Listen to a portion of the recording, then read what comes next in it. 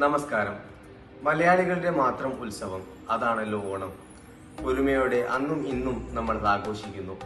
എന്നാൽ കാലചക്രം തിരിയുമ്പോൾ പലതും മാറിമറിയുന്നു. നമ്മളിൽ നിന്നും തനതായ എന്തൊക്കെയോ നഷ്ടപ്പെടുന്നുണ്ടെന്ന് തോന്നൽ ചിലപ്പോഴൊക്കെ നമുക്ക് വരാറുണ്ട്, അല്ലേ? നമ്മുടെ മുന്നേ നടന്നവരിൽ ചിലരുടെ പഴയകാല ഓർമ്മകളിലേക്ക് നമുക്കൊന്ന് നോക്കാം.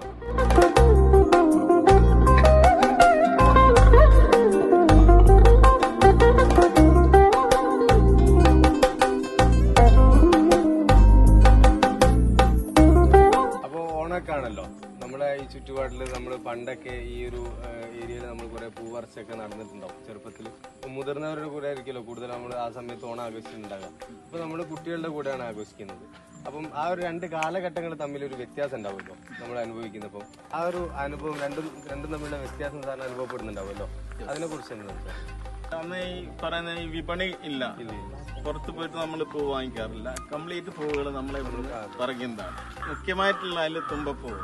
ശരിക്കും അത് കാണുന്ന സമയത്ത് നമ്മളെ കുട്ടിക്കാലം ഓട്ടോമാറ്റിക്കലായിട്ട് ഓർമ്മ വരും. കുട്ടികൾ അത്യാവശ്യം ഇവിടെയൊക്കെ ഇപ്പൊ കാണാനുണ്ട്. അങ്ങനെയുള്ളത് വയലിലുണ്ടാവുന്ന ഒരു പൂണ്ട് കാക്കപ്പൂ എന്ന് പറയും.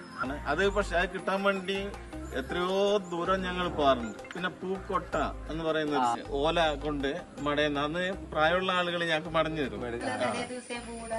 പൂവിനൊക്കെ നടക്കും. പൂവിളിയുണ്ട്, അങ്ങനെ പൂക്കി അറക്കുകയൊക്കെ ചെയ്യും. പുളിപ്പൂ പറിക്കുമ്പോ പാട്ട് പാടും, ഇടുമ്പോഴും പാടും. ഇപ്പൊ അങ്ങനത്തെ ഒരു ഇതും ഇല്ല. ഇപ്പൊ ഇത്തിരി തുണി എടുക്കണം, ഇത്തിരി ഭക്ഷണം കഴിക്കണം, അത് വല്ല ബിരിയാണിയോ ഇങ്ങനെയൊക്കെ തന്നെ വേണം. അതൊന്നും ഒന്നിനും കഴിവില്ലല്ലോ, ആർക്കും ഒന്നും ഉണ്ടായിരുന്നില്ല. ഇന്നിപ്പോ വലിയ ആഘോഷമായിട്ടൊക്കെ കഴിക്കുന്നത്. ഓണക്കളികളൊക്കെ ഉണ്ടായിരുന്നു. ഞങ്ങള് തുമ്പി തുള്ളല്, തുമ്പിക്കടം വെച്ച് ഒരാളതിലിരിക്കും. പിന്നെ എന്നിട്ട് മറ്റുള്ളവർ തുമ്പിടെ പാട്ട് പാടും, കൈകൊട്ടിയിട്ട് പാടും. പിന്നെ കൈകൊട്ടിക്കളി, പന്ത് കളി പറഞ്ഞില്ല ആൺകുട്ടികൾ.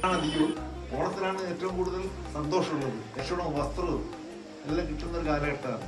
പൂക്കള മത്സരം ഉണ്ടാവും.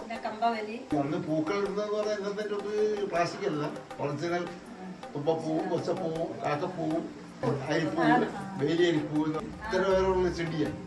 പൂക്കട്ട പടയും ഇന്നെല്ലാം ലൈവിഷമാണ്. ഇന്ന് റെഡിമെയ്ഡാണ്. എല്ലാ ദിവസവും ഓണാണ്. പത്താമത്തെ ദിവസമാണ് അട്ടപ്പത്താണ് തെറ്റാക്കയപ്പന്റെ നൂലുകൊണ്ട് വന്നിട്ട് കോടിയൊക്കെ എത്തിക്കുന്നത്. പണ്ട് കാലത്തെ ഓണമായിരുന്നു നല്ലത്. ഇപ്പോഴത്തെ ഓണത്തേക്കാൾ എല്ലാവരും കൂടി ഒത്തൊരുമിച്ച്. ഇപ്പൊ അങ്ങനെ ഒത്തൊരുമിക്കുന്നില്ലല്ലോ ആരും. അച്ഛനും അമ്മയോ ആങ്ങളമാരും കുട്ടികളും അങ്ങനെ പലരും ഉണ്ടാകും വീട്ടില്. ഇപ്പോഴാരും ഒന്നിനൊന്നായിട്ടല്ലേ ആൾക്കാരുള്ളൂ. തിരുവാതിര, കമ്പവലി, ഒപ്പന അതൊക്കെ പണ്ടും ഉണ്ടായിരുന്നു. ഇപ്പോഴാര് പിള്ള മക്കൾക്ക് അതിന് നേരമുണ്ടോ? പൂങ്കാവിലമ്മേ എന്റെ ഓണത്ര കഴിഞ്ഞു, പൂവേ വിളി പൂവേ വിളി പൂങ്കാവിലമ്മേ, പൂവായ പൂവെല്ലാം പിള്ളേർ പറിച്ചു. അന്ന് പൂപ്പറിക്കാനുള്ള ഒരു ഫീൽ ഉണ്ട്. നമ്മളൊക്കെ ചെറുപ്പകാലത്ത് ആ ഫീല് ഇപ്പോൾ നമ്മൾ മനസ്സിലാക്കുന്നുണ്ട്. ശരിക്കും അന്ന് പൂപ്പറിക്കാൻ പോകും, പൂക്കൊട്ടയായിട്ട് കരുത്ത് കെട്ടി തൂക്കിയിട്ട് കുറേ കുട്ടികൾ ഒരുമിച്ച് പൂപ്പറിക്കാൻ പോകും. കുട്ടികളായിട്ട് വയലും മലയിലൊക്കെ പോയി പൂപ്പറിച്ചിട്ട് വരും.